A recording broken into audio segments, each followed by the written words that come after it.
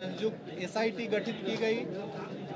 जो भी घटना स्थल से क्लूज मिले, सूत्र मिले, उसको विकसित करते हुए जितनी तकनीकी तौर तरीके अनुसंधान के हैं, सीसीटीवी सर्विलांस और जितने सारे मोबाइल ट्रैकिंग वगैरह वगैरह जो हमारे सीसीटीवी सर्विलांस के कैमरे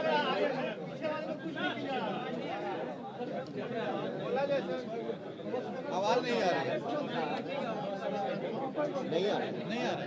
बॉक्स का आवाज बढ़ा है। नहीं है क्या? चंदन का है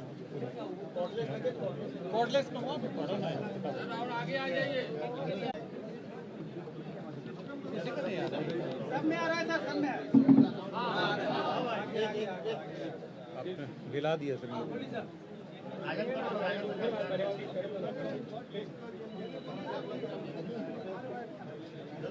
लगा वहाँ से नीचे से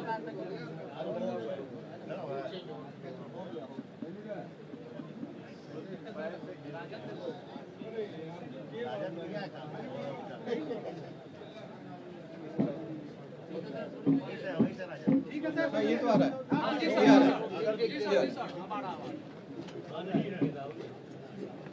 तो पूर्ण रूप से वैज्ञानिक और तकनीकी अनुसंधान के आधार पर जो घटना स्थल से सूत्र प्राप्त हुए थे, जो वहां पर शहर के जो सीसीटीवी कैमरे थे, उसे एक के बाद एक सबको लेकर के और उसको तकनीकी साक्ष्य संग्रहित किया गया।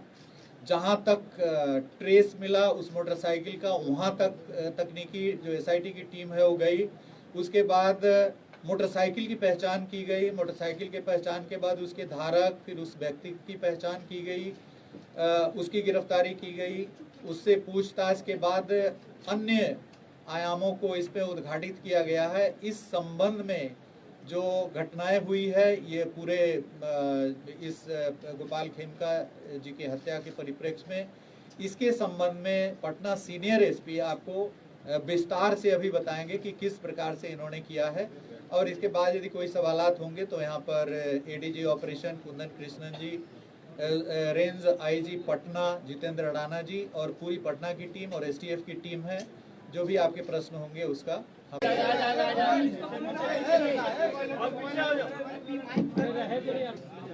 इसमें जब हम लोग अनुसंधान शुरू किए इसमें, तो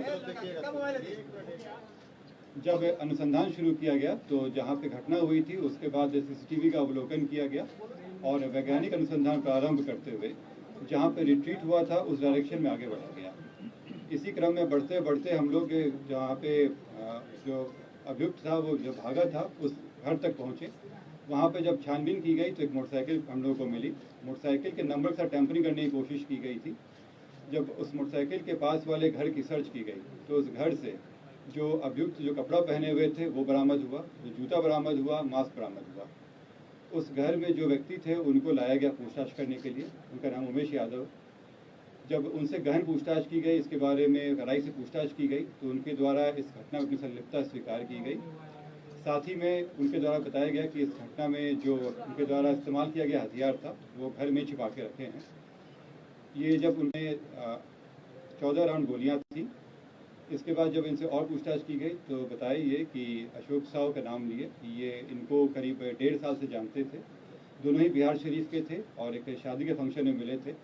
तब से ये उनके लिए छोटा मोटा काम करते थे। करीब 1.5 महीना पहले इस षड्यंत्र को रचा गया था और इसमें इनको पहले लाया गया था कि ये से मुलाकात हुई, इसमें उनसे सेटिंग करने की कोशिश की गई।